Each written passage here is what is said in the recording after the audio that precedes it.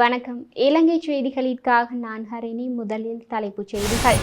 இந்திய தேசிய பாதுகாப்பு ஆலோசகர் பிரதமர் தினேஷ் குணவர்த்தனவுடன் திடீர் சந்திப்பு. சென்னை யாழ்ப்பாணம் இடையே புதிய விமான சேவையை ஆரம்பிக்க உள்ளதாக இண்டிகோ ஏர்லைன்ஸ் நிறுவனம் அறிவிப்பு. நாட்டில் மீண்டும் இரத்த களரி வெடிக்கும் அபாயம் எச்சரித்துள்ள அமைச்சர். இனி விரிவான செய்திகள். 18 முதல் 29 வயதுக்குட்பட்ட இளைஞர்களில் 54% தேசிய மக்கள் சக்தியின் ஜனாதிபதி வேட்பாளர் அனுரகுமார திசாநாயக்கவிற்கு ஆதரவளிப்பது கருத்து கணிப்பொன்றின் மூலம் தெரிய வந்துள்ளது. இன்ஸ்டிடியூட் ஆஃப் ஹெல்த் பாலிசி மேற்கொண்ட கருத்து கணிப்பின் மூலம் இது தெரிய வந்துள்ளது. ஜூன் ஜூலை மாதம் மேற்கொள்ளப்பட்ட கருத்து கணிப்புகளில் 18 முதல் 29 வயதுக்குட்பட்டவர்களில் அனுரகுமார திசாநாயக்கவிற்கு 54% சஜித் பிரேமதாசவிற்கு 35% ரணில் விக்ரமசிங்கவிற்கு 9% ஆதரவு வெளியிட்டுள்ளனர்.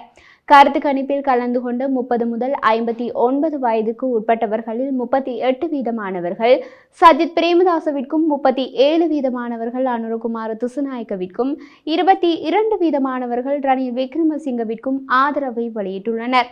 60 வயதிற்கும் மேற்கண்டவர்களில் 38% சஜித் பிரேமதாசவிற்கும் ரணில் விக்ரமசிங்கவிற்கும் ஆதரவை வெளியிட்டுள்ள அதேவேளை 16% அனுரகுமார திசாநாயக்கவிற்கு ஆதரவை வெளியிட்டுள்ளனர். இந்திய தேசிய பாதுகாப்பு ஆலோசகர் அஜித் தோவல் நேற்றைய தினம் பிரதமர் தினேஷ் குணவர்த்தனவை சந்தித்து கலந்துரையாடியுள்ளார். இச்சந்திப்பு கொழும்பில் உள்ள பிரதமர் அலுவலகத்தில் இடம்பெற்றது.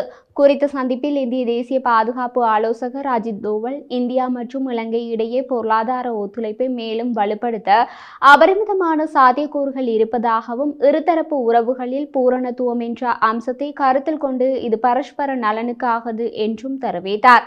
அதேபோல இலங்கையுடனான ஒத்துழைப்பை மேலும் விரிவுபடுத்த இந்தியா விரும்புவதாகவும் முன்னுரிமை தேவைகள் குறித்து பிரதமர் தினேஷ் குணவர்த்தனவின் கருத்துக்களை கேட்டறிந்தார். இந்த சந்திப்பின் போது பெரிய அளவிலான மற்றும் சிறிய அளவிலான மாற்று எரிசக்தி திட்டங்களுக்கு இந்தியா ஆதரவு அளித்ததற்கு பிரதமர் தினேஷ் குணவர்த்தன நன்றி தெரிவித்தார்.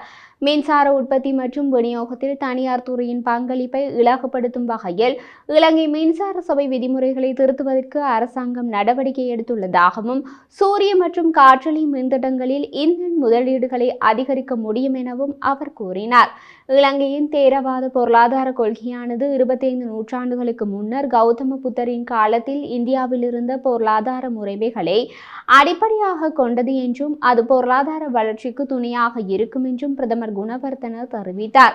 மேலும் ஆயுதப்படை உறுப்பினர்கள் மற்றும் அரச ஊழியர்களுக்கு அவர்களின் திறன் மற்றும் செயல்திறனை மேம்படுத்த பயிற்சி அளித்ததற்காக இந்தியாவிற்கு பிரதமர் தினேஷ் குணவர்த்தன நன்றி தெரிவித்தார்.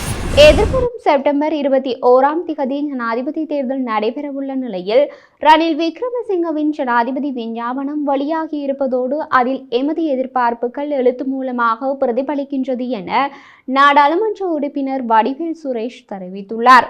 கொழும்பில் இடம்பெற்ற ஊடக சந்திப்பொன்றில் கலந்து கொண்டு உரையாற்றும் போதே இவ்வாறு குறிப்பிட்டுள்ளார். மேலும் தெரிவிக்கையில், அண்மையில் அமைச்சரவை மூலமாக தீர்மானிக்கப்பட்டிருந்த பெருந்தோட்ட கிராம மாற்றுமாறு சம்பந்தமாக பிழையான தகவல்கள் வெளியிடப்பட்டிருந்தது. அதை நாங்கள் உன்னிப்பாக கவனித்துக் கொண்டிருந்ததோடு இது தொடர்பாக ஜனாதிபதியிடம் பேச்சுவார்த்தை நடாத்தினோம். அதற்கமைய ரணிலின் தேர்தல் விஞ்ஞாபனத்திலே மிக தெளிவாக கூறப்பட்டிருக்கின்றது. அதாவது லயன் குடியிருப்புகளுக்கு பதிலாக அனைத்து வசதிகளும் கொண்ட தனி வீட்டு கிராமத்தை உருவாக்குவது என்றதாகும் என குறிப்பிட்டுள்ளார். கொழும்பு துறைமுக நகரை பொருளாதார கேந்திர நிலையமாக மாற்றியுள்ளதாக ஸ்ரீலங்கா பொதுஜன பெரமுனவின் ஜனாதிபதி வேட்பாளர் நாமல் ராஜபக்ஷ தெரிவித்தார். இங்கிரிய பிரதேசத்தில் நேற்று இடம்பெற்ற மக்கள் சந்திப்பில் கலந்து கொண்டு உரையாற்றும் போதே அவர் இதனை கூறினார். இங்கு மேலும் கருத்து தெரிவித்த அவர், கொழும்பு துறைமுக நகரத்தில் உருவாக்கப்படும் வேலை வாய்ப்புகளை கிராம இளைஞர்களுக்கு வழங்கும் வேலை திட்டம் உருவாக்கப்படும். ஏனைய கட்சிகள் வெளியிட்டுள்ள தேர்தல் விஞ்ஞாபனத்தை பார்த்தால் ஒரே கொள்கைகளை கொண்டுள்ளன. ஒருவேளை ஒருவரே கொள்கைகளை தயாரிப்பார் போல் தெரிகிறது. அனைவரும் ஒரே விடயங்களை பற்றி பேசிக் கொண்டிருக்கின்றனர். ஆனால் என்ன வேலை திட்டம் என்பது குறித்து எவரும் கூறவில்லை என்றார். சென்னை யாழ்ப்பாணம் இடையே புதிய விமான சேவையை ஆரம்பிக்க உள்ளதாக இண்டிகோ ஏர்லைன்ஸ் நிறுவனம் அறிவித்துள்ளது. இந்த விமான சேவை செப்டம்பர் 1 முதல் ஆரம்பமாக உள்ளதாக அதிகாரி ஒருவர் தெரிவித்துள்ளார். சென்னையிலிருந்து நாள்தோறும் யாழ்ப்பாணத்திற்கு விமான சேவை வழங்கப்பட உள்ளதாக தெரிவிக்கப்படுகின்றது. தற்போது இந்தியாவின் அலையன்ஸ் ஏர் விமானம் யாழ்ப்பாணத்திற்கு தினசரி விமானத்தை இயக்குகிறது. இதேவேளை யாழ்ப்பாணம் சர்வதேச விமான நிலையத்தை சர்வதேச தரத்திற்கு விரிவுபடுத்துவதற்கான திட்டங்கள் முன்னெடுக்கப்பட உள்ளதாக தகவல்கள் வெளியாகியுள்ளன. மேலும் இந்தியாவின் நாகப்பட்டினத்திற்கும் யாழ் காங்கேசன்துறைக்கும் இடையிலான பயணிகள் படகு சேவை சமீபத்தில் மீண்டும் ஆரம்பிக்கப்பட உள்ளதும் குறிப்பிடத்தக்கது. அனுரகுமாரவின் கும்பல் நாட்டில் அதிகாரம் பெற்றால் நாட்டில் 2022ஆம் ஆண்டை விட அதிக இரத்த களரி ஏற்படும் என ஆளும் கட்சியின் பிரதான அமைப்பாளரும் நகர அபிவிருத்தி வீடமைப்பு அமைச்சருமான பிரசன்ன ரணதுங்க தெரிவித்துள்ளார். அண்மையில் திவுலப்பட்டிய கட்னா பிரதேசத்தில் இடம்பெற்ற மக்கள் சந்திப்பில் கலந்து கொண்டு கருத்து தெரிவிக்கும் போதே அவர் மேற்கண்டவாறு குறிப்பிட்டுள்ளார். நாடு முன்னோக்கி செல்லும் ஒவ்வொரு முறையும் மக்கள் விடுதலை முன்னணி நாட்டை பின்னோக்கி இழுக்கும் கையில் செயல்பட்டு வருவதாக அமைச்சர் பிரசன்ன கூறியுள்ளார். எனவே இம்முறை ஜனாதிபதி தேர்தலில் வாக்களிப்பதில் மிகவும் அவதானமாக இருக்க வேண்டும் எனவும் அவர் தெரிவித்துள்ளார். அனுரகுமார தனது 3% வாக்குகளால் 40 தொடக்கம் 50% அதிகரிக்கும் என நினைக்கின்றார். ஆனால் அவ்வாறான ஒன்று நடக்காது என்றும் அமைச்சர் கூறியுள்ளார். எவ்வாறாயினும் மக்களின் நடுவாக்கை பெறுவதற்கு நாம் எவ்வளவு உழைக்க வேண்டும் என்பது அரசியல்வாதிகளுக்கு தெரியும் எனவும் அமைச்சர் பிரசன்ன ரணதுங்க மேலும் சுட்டிக்காட்டியுள்ளார். இந்தியாவின் தேசிய பாதுகாப்பு ஆலோசகர் அஜித் தோவல் அதிகாரப்பூர்வ பயணமாக நேற்று வியாழக்கிழமை இலங்கை வந்திருந்த நிலையில் ஜனாதிபதி ரணில் விக்ரமசிங்க மற்றும் பிரதமர் தினேஷ் குணவர்தனவை சந்தித்து இலங்கையின் சமகால பொருளாதார மற்றும் அரசியல் விவகாரங்கள் தொடர்பில் கலந்துரையாடியுள்ளார். தமிழ் தரப்புகளை சந்தித்திருந்த அஜித் தோவல் தமிழ் மக்கள் நன்றாக ஆலோசித்து தமது தீர்மானத்தை எதிர்வரும் ஜனாதிபதி தேர்தலில் எடுக்க வேண்டும் என ஆலோசனை வழங்கியுள்ளதாக தெரிய வருகிறது. இந்த நிலையில் தேசிய மக்கள் சக்தியின் ஜனாதிபதி வேட்பாளர் அனுரகுமார திசாநாயக்கவையும் அஜித் தோவல் சந்தித்துள்ளார்.